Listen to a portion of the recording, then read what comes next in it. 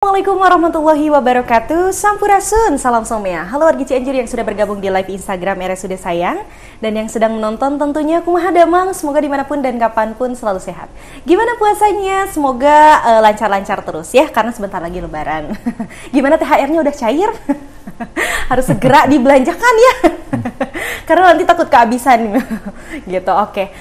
Ini kayaknya ada yang sedikit berbeda gitu ya. Apa sih gitu? Jadi kita sudah berpindah tempat yang ketiga kalinya karena studio kita masih dalam tahap perbaikan. Kemudian lokasi kedua berikutnya sedang digunakan oleh Bazar Ramadan. Ngomong-ngomong soal Bazar, RSUD Sayang melaksanakan Bazar Ramadan yang dilaksanakan dari kemarin, dari tanggal 10 sampai dengan tanggal 15. Jadi boleh untuk warga Cianjur yang mau belanja, tuh mumpung THR-nya udah cair ya, langsung aja datang ke RSUD Sayang di lobi kantor RSUD Sayang. Dan sekarang kita lagi ada di perpustakaan RSUD Sayang. RSUD Sayang tuh punya perpustakaan loh warga Cianjur. Nih, lihat ya. Jadi kita sekarang lagi ada di perpustakaan RSUD Sayang. Tapi nggak apa-apa, walaupun sudah berpindah-pindah tempat 3 kali, podcast dokter kita nggak jadi podcast dokter cinta. Nggak jadi podcast dokter cinta, jadi tenang aja. Senang sekali rasanya saya Grisel Edita bisa kembali di podcast dokter kita. Grisel bersama dengan Dokter Haji Toton Suryotono SPPD. Beliau adalah dokter spesialis penyakit dalam, dan kali ini kita akan membahas mengenai hemodialisa. Coba ada yang tahu wargi Cianjur hemodialisa itu apa? Nanti ya kita akan bahas. Jadi boleh untuk wargi Cianjur yang punya pertanyaan seputar itu silahkan tuliskan di kolom komentar. Dokter, apa kabar dok? Baik. Baik, sehat dokter, ceria banget tadi loh ya. Padahal puasa, Grisel tuh jadinya tuh ngerasa apakah Grisel harus lemas, lesu, lunglai gitu. Tapi ketika ngelihat dokter yang ceria banget hari ini, jadi Grisel juga kebawa ceria. Luar biasa ya ini vibes-nya. Oke, dokter sehat ya, gimana puasanya dok? Lancar? Lancar ya? Iya, sesuai kewajiban. Sesuai dengan kewajiban. Belum ada yang bolong berarti ya dok ya? Belum dong. Oke, dokter, kita akan membahas mengenai hemodialisa. Mungkin wargi Cianjur termasuk Grisel juga masih penasaran nih tentang hemodialisa gitu. Yang Grisel tahu hanya cuci darah aja hemodialisa. Tapi mungkin ada definisi yang lebih jelas lagi tentang hemodialisa. Jadi boleh dong dok dijelasin, hemodialisa itu apa? Silakan dok. Hemodialisa itu cuci darah. Secara singkatnya itu ya dok ya? Intinya sudah itu. Ya, jadi tubuh kita itu ada organ yang bernama ginjal, kanan dan kiri, yang salah satu fungsinya adalah mencuci darah. Ya. Kenapa harus cuci? Karena tubuh kita itu ada metabolisme atau ada kerja lah ya, ada kerja ya seperti orang di dapur masak, yang tentu hasil dari kerja itu ada juga limbah gitu. Ya. Ada limbah yang biasanya yang populer limbah dari metabolisme atau kerja di dalam tubuh kita itu adalah urium kreatinin, meskipun tidak hanya itu kan, masih ada yang lain, tapi itulah kita ambil urium kreatinin. Nah, urium kreatinin yang meningkat karena metabolisme, karena kerja tubuh itu, karena masak, badan kita juga ada masak, jadi ada makanan terus diolah menjadi energi, tentu ada sisa metabolismenya, ada sisa masaknya di dapur kan, suka ada sisa masak dibuang di sampah. Nah, urium kreatinin itulah yang sampahnya ya, itu dibuang di ginjal ya, dibuang di ginjal, kemudian buangannya itu dikeluarkan melalui kencing ya. Oleh karena itu kencing menjadi najis, harus dibuang. Tidak boleh diminum, meskipun ada yang minum ya. Tidak boleh diminum, harus dibuang. Nah, ketika ginjal itu terganggu atau sehingga sampai rusak, tentu fungsi itu tidak terjadi ya, tidak terjadi. Oleh karena itu dibuatlah prosedur atau alat yang bisa meniru menggantikan fungsi ginjal gitu. Nah, itu yang namanya hemodialisa, karena yang fungsi itu dilakukan dengan cara mendialiser ya. Ada suatu membran yang meniru ginjal. Hemo itu darah ya. Dari darahnya didialiser. Hemodialisa ya dilakukan pada kita semua di dalam ginjal. Ini sekarang dilakukan di luar ginjal ya. Oh, di luar ginjal. Ya, dengan mesin. Di alat tersebut dengan mesin. Ya, dengan mesin. Ya, jadi itu yang dilakukan ya. Kapan itu dilakukan? Ya ketika fungsi ginjal sudah tidak bisa lagi melakukan fungsinya gitu ya. Tapi ada juga sih pasien yang terganggu fungsi ginjalnya tapi diharapkan insya Allah bisa berfungsi lagi ya. Misalnya ada sumbatan karena batu yang kemudian menghalangi fungsi ginjal, batunya mesti dibuang, tapi sampahnya ini kok banyak banget nih. Nah, sampahnya kita buang dulu dengan mesin ya. Jadi ureum kreatinin dibuang dengan mesin cuci darah, hemodialisa. Nah, kemudian batunya atau sumbatan baik batu atau tumor atau apapun yang mengganggu itu dibuang. Insya Allah bisa berfungsi lagi sehingga tidak perlu lagi cuci darah yang di luar. Jadi cukup cuci darah oleh ginjal itu sendiri ya. Kalau seandainya Allah masih mengizinkan ginjal berfungsi kembali ya. Tapi biasanya kalau sudah kalangkung ya, lewat dari 3 bulan ya ginjal sudah tidak bisa dipulihkan gitu. Jadi penting sekali itu cepat kalau kita ada masalah ginjal ya, kencingnya terganggu atau pinggangnya sakit atau mungkin sudah mulai bengkak, segeralah datang ke dokter, tanya, "Dok, ini ginjal saya bermasalah enggak? Bisa enggak cepat-cepat difungsikan supaya ginjal saya tetap berfungsi, tidak harus cuci darah rutin gitu kan." Nah, insya Allah ya kalau cepat. Tapi kalau sudah terlambat ya apa boleh buat, ginjalnya terus tetiasa diangge. Jadi mau tidak mau akhirnya digantilah ginjal itu dengan hemodialisa. Oke, jadi tidak selamanya bahwa ketika orang yang bermasalah dengan penyakit ginjal nih kemudian beliau harus melaksanakan serangkaian proses hemodialisa, itu tidak selamanya selama umur hidup gitu. Seumur hidup enggak gitu. Harapannya tidak ya.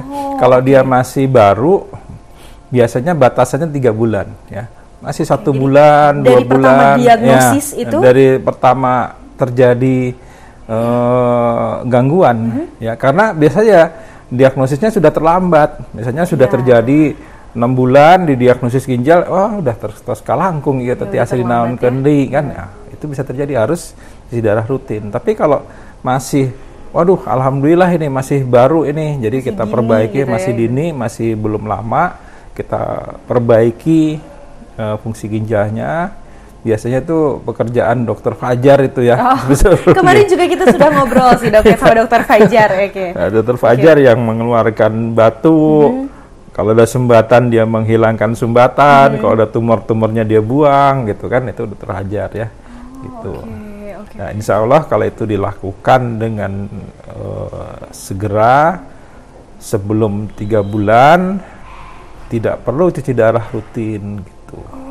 Oke, berarti ini bermain dengan waktu gitu ya, dan kepekaan diri juga. Kalau misalnya memang sudah ada gangguan tadi kata dokter, kemudian juga ada yang nggak beres nih sama diri, segeralah periksakan. Cepat-cepat. Iya betul, jangan karena tunggu. Karena biasanya kan, aduh males lah gitu kan, selalu alah ini paling sakit ini gitu kan. Kadang organ ginjal mungkin kayak gitu, Gisel juga gitu sebenarnya. Dan yang paling ini tuh adalah mungkin warga Cianjur dan Gisel juga kadang kalau ke dokter justru makin takut ketahuan penyakitnya. Padahal itu tuh salah sebetulnya. Jadi mendingan kita mengetahui lebih cepat lagi supaya kita bisa melaksanakan serangkaian pengobatan lebih cepat, lebih baik lagi gitu ya. Oke dok, tapi kalau misalnya tadi kan ngomongin soal ginjal hemodialisa identik dengan ginjal. Tapi apakah ada penyakit lain yang kemudian pengobatannya dengan hemodialisa dok? Iya. Jadi racun itu kan bisa dibuat dihasilkan oleh metabolisme tubuh. Betul. Bisa juga racun itu memang bukan dari tubuh tapi dari luar ya. Contohnya Soimah tuh suka bilang oplosan ya. Oke, oplosan. Karena banyak juga penggemar oplosan ini ya. Iya, betul sekali. Jadi oplosan itu mengandung metanol ya. Kalau metanolnya kebanyakan di tubuh bisa menyebabkan tidak sadar, kerusakan di mata, di retina yang menyebabkan kebutaan itu ya. Itu kalau masih dini cepat kita keluarkan metanol itu melalui hemodialisa juga bisa gitu. Dikeluarkan, insya Allah bisa selamat gitu ya. Tapi kalau terlambat atau mungkin kebanyakan, ya susah juga. Karena sesuatu yang berlebihan itu tidak baik ya, Dok. Iya, tapi sedikit juga nggak boleh sih metanol. Metanol itu spiritus. Spiritus kok diminum.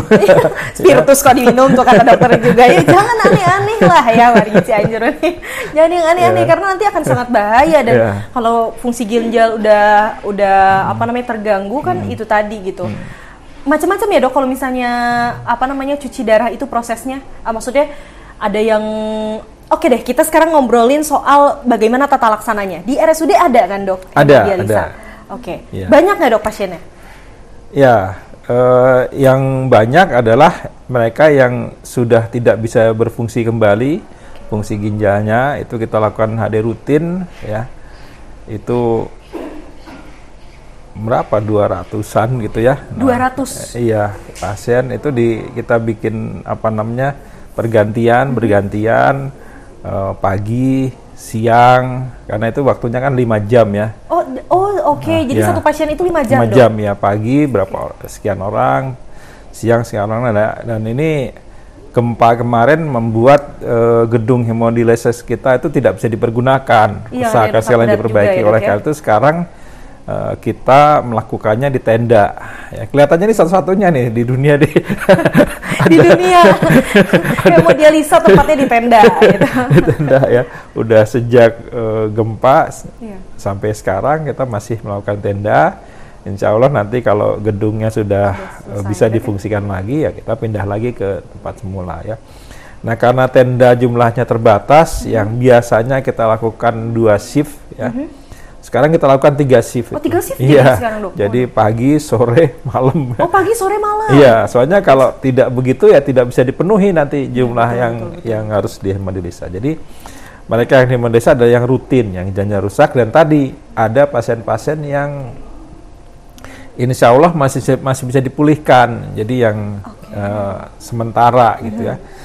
Ini dokter Fajar bilang mau operasi, tapi dokter Santi anestesi bilang wah nggak bisa, ini harus hilangkan dulu racunnya ya, kotorannya dihilangkan dulu dan kemudian harus diturunkan. Iyalah kita turunkan ya sampai di bawah 5 gitu kan. Tentu harus dilakukan cuci darah dulu ya, biasanya 1 kali atau 2 kali, nanti baru dioperasi. Nah setelah itu insya Allah bisa pulih kembali. Apakah selalu? Tidak juga ya. Sebagian pasien itu ada yang bisa pulih, sebagian tidak ya. Kenapa? Ya kita kembalikan kepada Allah, semuanya kan yang menentukan Allah ya. Selain waktu tadi ya.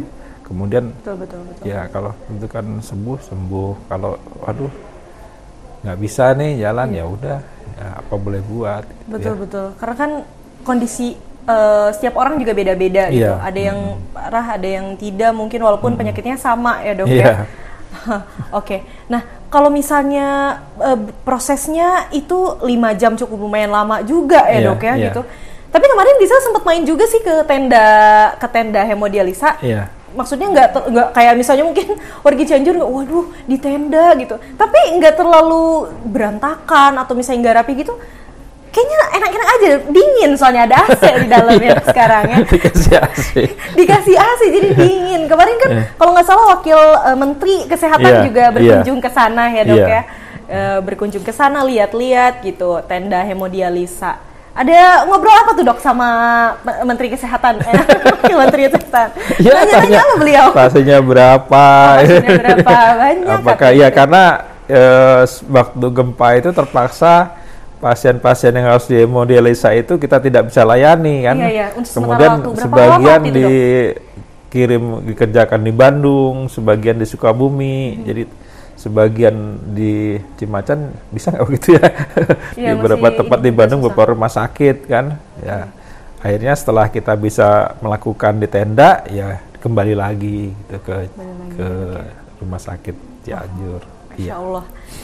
Kemudian aku jadi penasaran sebetulnya kan apakah ini tuh literally cuci darah Iya. Apakah ini benar-benar dicuci darahnya di mesin itu? Kan kalau misalnya mencuci ya mencuci ya pakai air gitu kan dok, kalau mencuci secara ini gitu. Tapi Grisel bingung gitu. Kemarin mau ngobrol sama dokter Fajar soal itu, nanti aja deh kita bahas lagi khususnya di hemodialisa gitu. Nah kebetulan sekarang ngobrol sama dokter gitu, jadi boleh dong dok prosesnya tuh gimana biar kayak penasaran, mungkin warga Cianjur juga ada pemikiran yang sama kayak Grisel gitu. Jadi mesin hemodialisa itu adalah bagaimana kita mengalirkan darah dari tubuh, dari badan ke satu membran yang disebut dengan dialiser, bentuknya kayak tabung gitu, kayak tabung. Panjang, di dalamnya ada serabut-serabut ya, serabut-serabut semi permeable. Nah, darah dilakukan ke situ, tapi yang dilalukan ke situ bukan hanya darah ya, tapi juga air. Nah, tercuci pakai air kan. Jadi betul-betul darah sama air itu berseberangan, ada membran berseberangan, dia lewat gitu ya, berlawan arah. Nah, kemudian dengan prinsip dialisa itu si kotoran, urium, kreatinin itu atau racun berpindah tempat. Berpindah dari darah ke cairan, ke air, sehingga cairan dialisat atau air yang berjalan itu tadinya bersih menjadi kotor.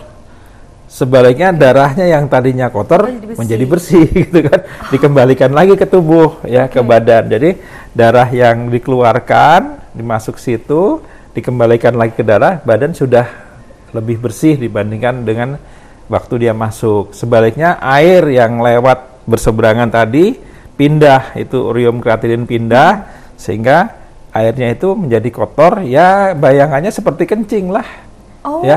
Jadi keruh gitu ya, kencing. Jadi kayak kencing gitu. Jadi yang kencingnya pakai alat gitu. Gitu. Jadi literally cuci darah itu menggunakan air ya. Saya baru tahu juga loh. Nah, air itu dicampur dengan ada zat-zat juga kan. Jadi bukan sembarang air ya, Dok ya. Jadi ada zat-zat yang memungkinkan terjadinya perpindahan perpindahan kotoran dari darah ke cairan dialisat tadi, pindah dia. Nah, karena dia dari darah dimasukkan lagi ke darah, ya mau nggak mau ditusuk.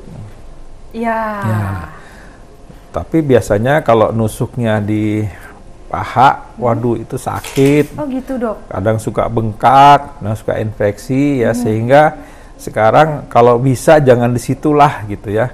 Ada yang pakai di vena subclavia gitu ya, pakai alat situ. Tapi yang lebih baik lagi adalah disambungkan antara arteri vena di tangan, itu namanya Sibino, yang buatnya juga kadang berhasil, kadang tidak gitu ya.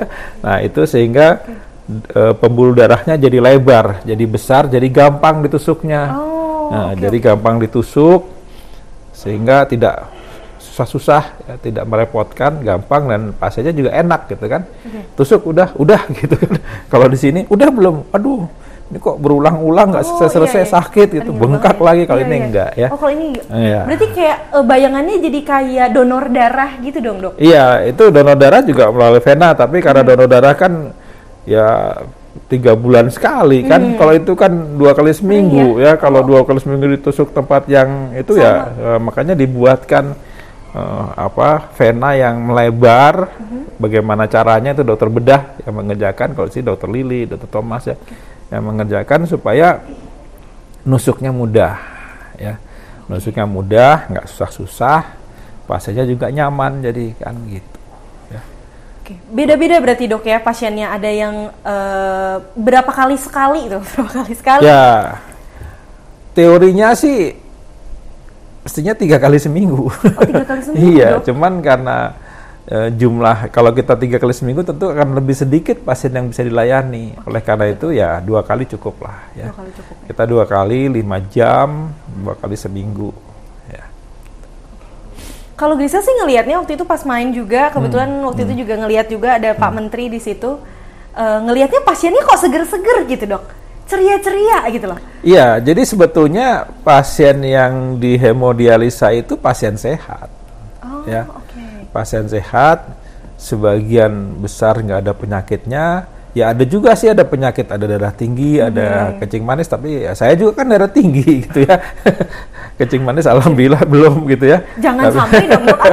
Jangan sampai dong dok. Jadi Oke. apa namanya, ya bisa aktivitas, bisa kerja seperti biasa. Cuman masalahnya ginjalnya harus diganti oleh alat Alat gitu. tadi, Sehingga gitu ya. dia 2 kali seminggu mampirlah dia ke apa namanya, ruang hemodialisa untuk dicuci darahnya gitu ya. Nah, selain hemodialisa, ginjal juga berfungsi untuk, tadi saya bilang tekanan darah ya, mengatur hormon tekanan darah, sehingga pasien gangguan ginjal atau gagal ginjal itu seringkali juga darah tinggi ya. Sehingga perlu dikasih obat darah tinggi ya. Kemudian juga pasien dengan gangguan ginjal itu, ginjal berfungsi juga untuk memicu sumsum tulang menghasilkan darah. Nah, itu terganggu juga karena ginjalnya rusak, jadi cenderung pucat, kurang darah ya. Sehingga pasien gagal ginjal sering juga ditransfusi atau dikasih obat yang memicu supaya produksi darahnya bisa baik ya. Itu namanya eritropoietin dikasih ya. Itu kita berikan di ruang cuci darah ya. Kalau HB-nya masih kurang dari 7, kita transfusi. Kalau HB-nya di atas 7 sampai 10, kita periksa ya kadar darahnya. Kalau kadar besinya masih kurang, kita kasih tablet besi ya, atau injeksi besi ya. Kalau besinya sudah cukup, kita kasih eritropoietin ya. Itu yang kita berikan di ruang hemodialisa. Jadi bukan hanya cuci darah, kan di situ ya. Seperti dikasih lakukan pemberian obat untuk memacu supaya darah bisa tidak berkurang, tidak kurang, juga obat untuk menambah besi itu kita berikan juga di hemodialisa. Tentu tidak semuanya diberikan itu karena kita mesti periksa dulu. Betul. Yang kurang besi dikasih besi, kurang hormon dikasih hormon. Betul.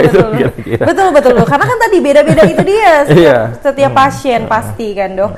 Jadi yang mesin hemodialisa ini darahnya itu dicuci kemudian dikembalikan lagi. Iya, dikembalikan dengan volume yang sama berarti dok. Sama persis. Oke. Jadi bukan diganti ya. Kecuali kalau misalnya tadi. Lupa tadi saya.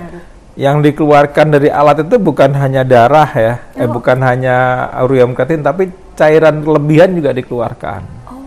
Jadi kalau kita minumnya terlalu banyak, dikeluarkan juga ya. Nah, tapi harapannya pasien ginjal itu jangan terlalu banyak minum, supaya tidak terlalu banyak yang dikeluarkan nanti ya. Jadi kalau keluarkan tuh ya paling 2 liter, paling banyak 3 liter ya. Jadi minum berat badan tuh ya harusnya jangan berlebihan ya, jangan sampai berat badan kita lebih daripada 3 kilo ya. Ada namanya berat badan kering ya. Nah, misalnya saya berat badan keringnya misalnya 60 gitu ya. Ya, kalau selama tidak cuci darah ya naiknya ya 62 aja lah, atau paling banyak 63, nanti dikeluarkan 3 liter jadi 60 lagi ya. Tapi kalau dia sampai 65 ngeluarin banyak-banyak repot juga kan. Iya, betul. Nanti pusing juga ngeluarin banyak-banyak ya. Jadi jangan berlebihan minumnya. Harus seimbang ya. berarti dok. Harus seimbang ya, minumnya secukupnya saja ya gitu.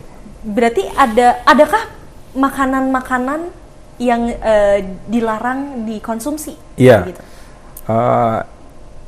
Salah satu yang dikeluarkan melalui ginjal itu adalah kalium. Ya. Kalium itu banyak di buah-buahan, di daunan ya, lalapan ya. Saya banyak kalium ya. Pernah dengar NPK? Pupuk nitrogen, fosfor, kalium. Nah, kaliumnya itu banyak terdapat di buah-buahan dan kalium. Itu bagus. Jadi kalau darah tinggi, kalau kita kasih kalium itu bisa menurunkan tekanan darah ya. Jadi orang kalau darah tinggi dikasih lalapan itu bagus ya, dia menurunkan tekanan darah. Dikasih buah bagus ya. Tapi kalau ginjalnya sudah rusak, ya nggak bagus, nggak boleh. Nggak boleh gitu Jadi ya. kalau ginjalnya sudah rusak, nah kita sarankan boleh makan sayuran ya, daun-daunan hijau boleh, tapi harus direbus supaya kalumnya hilang. Boleh makan pisang, tapi pisangnya harus direbus, gitu supaya kaliumnya hilang. Kalau nggak boleh. Ya. Nanti kalau kaliumnya terlalu tinggi, bahaya untuk jantung. Oke. Berarti hemodialisis ini kan pasti ada efek samping yang ditimbulkan karena kan ginjalnya sudah tidak bisa berfungsi, kemudian dipindahkan ke alat tersebut. Apa aja sih dok efek dari hemodialisa ini? Ya biasanya karena itu darahnya dikeluarkan. Ya kalau masih baru, masih awal ya nggak enak lah gitu ya, pusing atau gimana. Tapi kalau sudah biasa ya insya Allah aman-aman saja gitu ya dok ya, sampai saat ini gitu Iya. ya. Pasien-pasien dokter berarti aman ya. Aman, nggak kenapa-kenapa, sehat walafiat gitu. Ya bisa sih yang derajat rendah apa gimana ya, itu makanya di situ ada perawat yang selalu memperhatikan memperhatikan. Ini kadang-kadang juga ada yang macet, ada yang apa dibetulin gitu kan, ada yang ini. Jadi tapi bisa sambil beraktivitas berarti dok ya? Duduk aja. Duduk. Duduk. Ada juga yang tidur, ada yang kayak kursi seperti ini kan, macam-macam tergantung suka-sukanya ya. Nah, tapi ada juga yang bisa dilakukan di rumah ya. Itu namanya peritoneal dialisa. Itu kita belum mulai lakukan di Cianjur, tapi di Bandung itu sudah ya. Tapi insya Allah nanti ke depan kita juga lakukan di sini. Jadi peritoneal dialisa itu dimasukkan cairan ke dalam perut, ya. Jadi seperti itu masuk perut.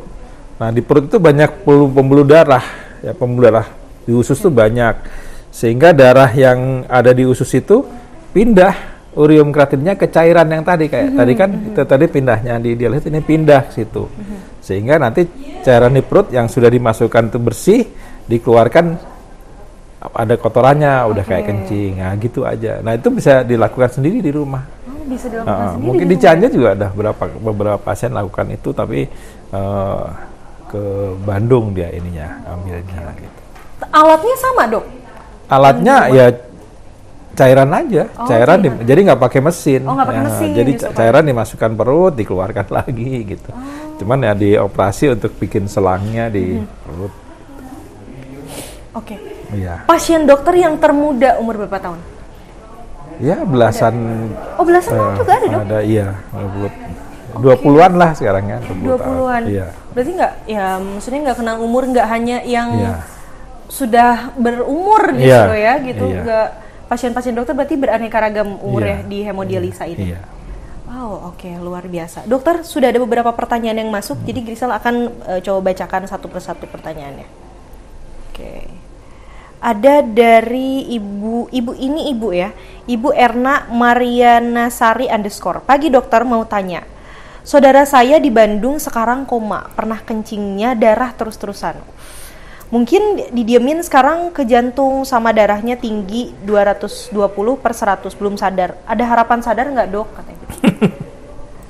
Tergantung penyakitnya ya. Nah, ini penyakitnya apa gitu ya? Iya, jadi saya nggak tahu tuh penyakitnya apa.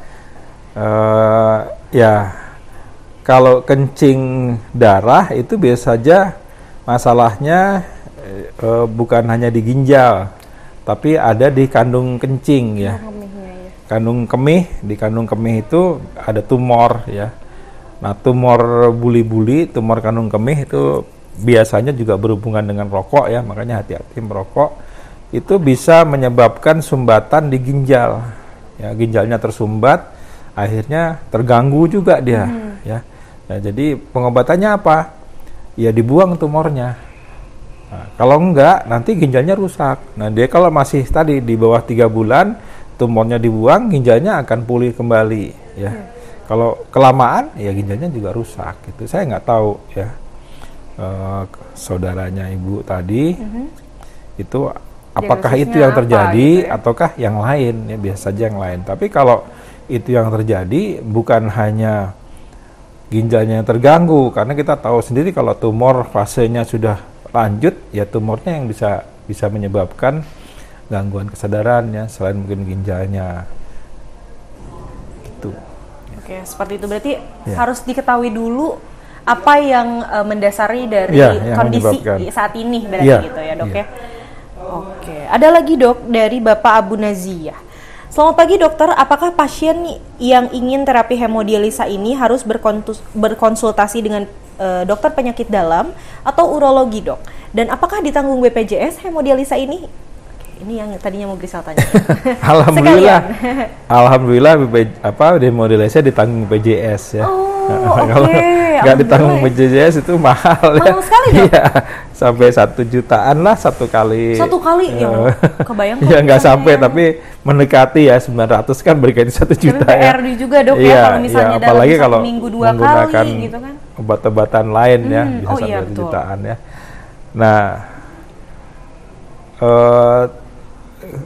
cuci darah itu tidak diminta ya. Saya mau cuci darah gitu ya, ada rinsunya nggak? Bukan diminta, tapi dokter menilai apakah pasien ini membutuhkan apa tidak, gitu kan. Jadi kalau ginjalnya sudah betul-betul rusak, atau tadi rusak tapi masih bisa dipulihkan, cuci darah sementara ya. Tapi kalau sudah betul-betul rusak ya kita mesti lakukan itu. Kan itu dinilai oleh dokter. Ya dokter yang menilai, oh ini perlu cuci darah, oh ini belum ya. Nah, tapi masalahnya adalah keterbatasan ya. Kita ada keterbatasan jumlah alat hemodialisa sehingga tidak semua pasien yang membutuhkan itu bisa kita hemodialisa. Kalau penuh sekarang sudah mulai ngantri itu ya. Kalau sudah ngantri ya apa boleh buat karena alatnya terbatas gitu ya. Oleh karena itu kita pun selektif ya memilih yang betul-betul memerlukan yang dilakukan hemodialisis ya. Yang misalnya ini mah dengan makannya diatur, minumnya diatur masih bisa ya kita coba dulu ya. Dengan mengatur makan, mengatur minum, insya Allah bisa. Atau kalau bisa dipulihkan penyebabnya, kita pulihkan penyebabnya. Tadi yang belum 3 bulan kan, betul. masih dokter Fajar misalnya tadi ada tumor di buli-buli atau ada batu di kandung kemih, itu masih bisa dioperasi, dibuang, batunya juga bisa dibuang, sehingga ginjalnya bisa pulih kembali, ya itu yang diharapkan. Ya. Sehingga tidak perlu cuci darah rutin.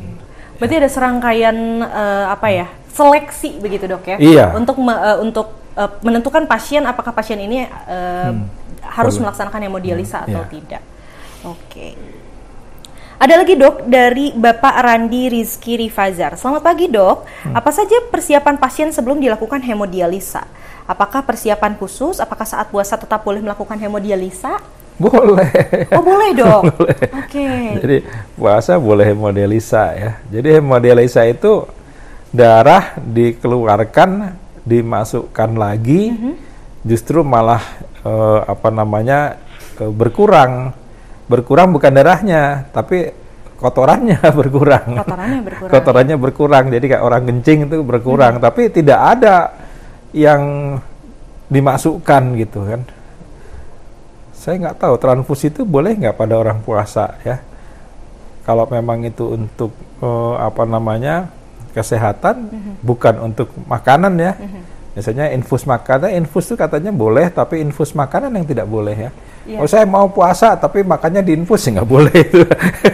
Sama aja nggak boleh. Jadi kalau itu boleh Pak Grisel juga kayak gitu dok biar nggak lapar. Jadi tidak membatalkan puasa ya. Tidak membatalkan puasa ya? Dan boleh tetap puasa boleh tetap puasa. Tapi apakah harus puasa dulu nggak sebelum hemodialisa? Tidak, biasa aja ya. Sarapan biasa gitu. Biasa, sarapan gitu. Makan biasa, ini biasa. Jadi nggak ada persiapan khusus kalau begitu ya? Nggak ada. Ya sehat cuman aja datang ke RSUD gitu. Hanya ya itulah. Jadi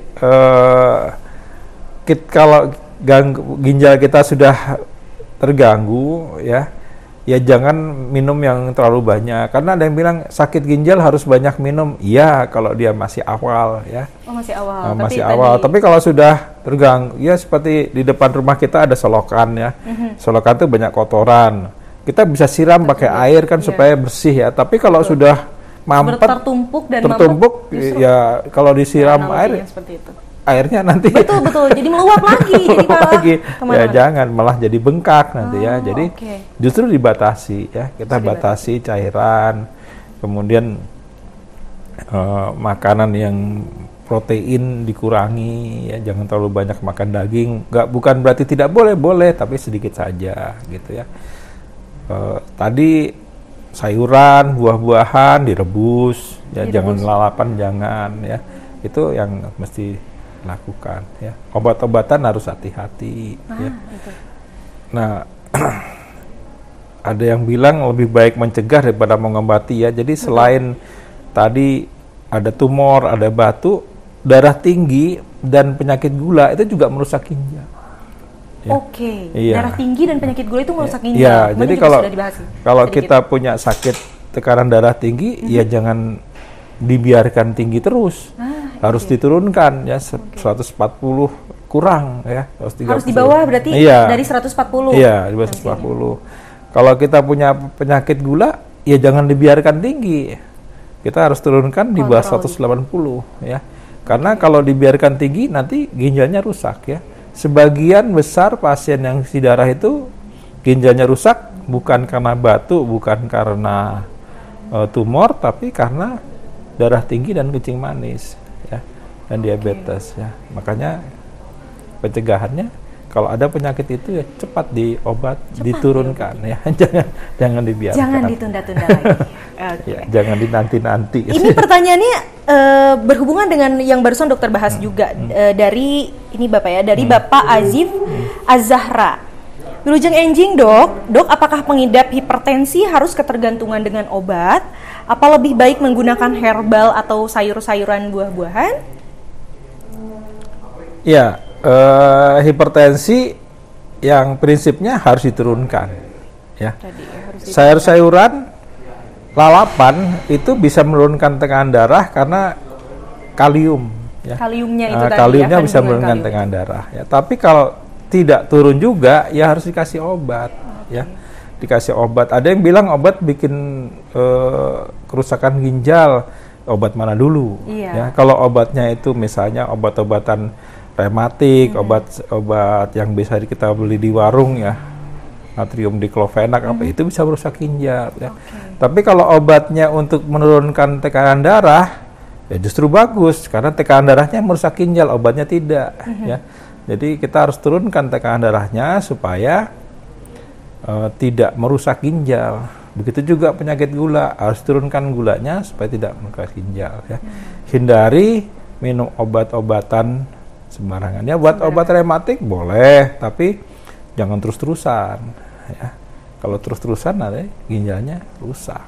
Kuncinya sebetulnya adalah konsultasi bersama dokter. Iya. Nah itu dia, konsultasi bersama dokter. Obatnya ya. Ini aman nggak? Nah ini betul. Untuk ginjal itu perlu ditanyakan ke dokter. Karena nanti sembarangan minum obat tadi justru akan lebih bahaya gitu kan. Jadi kuncinya harus konsultasi bersama dokter ya. Silahkan hubungi dokter Toton. Ya, bukan saya saja. Banyak dokter penyakit dalam di RSUD banyak ya dok ya. Dokter umum juga paham ya, bisa ditanya ke dokter umum, dokter penyakit dalam. Oke. Ada satu lagi dok pertanyaan yang masuk dari Bapak Andriana Ibrahim. Ini kayaknya bapak-bapak semua nih yang masuk. Assalamualaikum dok, izin bertanya. Kiat-kiat supaya pasien hemodialisa memiliki harapan hidup yang tinggi. Ya. Mungkin karena ini ya. Jadi apa sih yang dilakukan oleh dokter, perawat ya? Itu untuk mengembalikan apa yang tidak baik menjadi baik ya.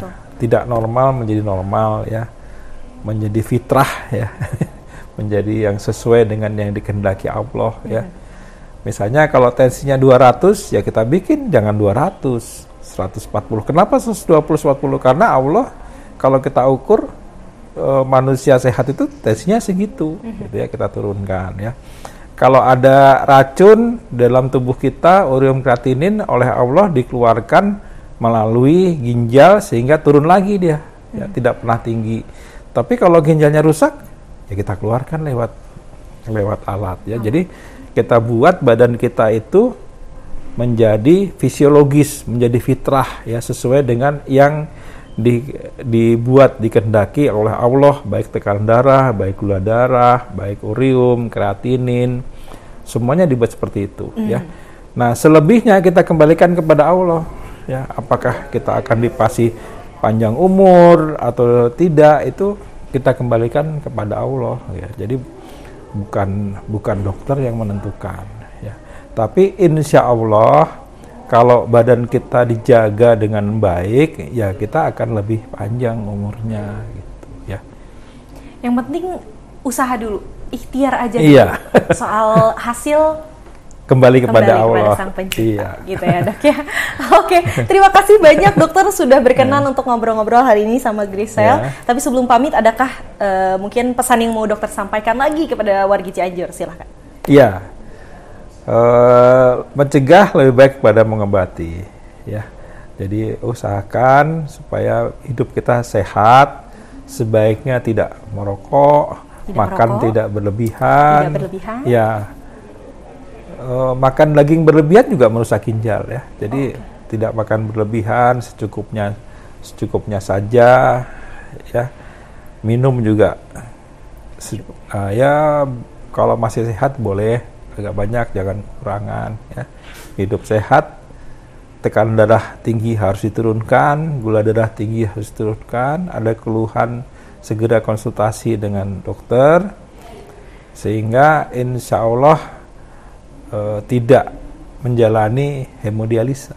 Itu yang diharapkan ya. Betul. Oke, seperti itu warga Cianjur, diingat-ingat ya pesan dari Dokter Toton. Oke, sekali lagi terima kasih dokter, terima kasih untuk warga Cianjur yang sudah bergabung di live Instagram RSUD Sayang, dan yang setia menonton tentunya. Semoga dimanapun dan kapanpun selalu sehat, dan selamat menjalankan ibadah puasa Ramadan. Semoga keberkahan selalu kita dapatkan ya. Oke, saya Grisel Adita bersama dengan Dokter Toton, kami berdua pamit undur diri. Wassalamualaikum warahmatullahi wabarakatuh. Waalaikumsalam warahmatullahi wabarakatuh.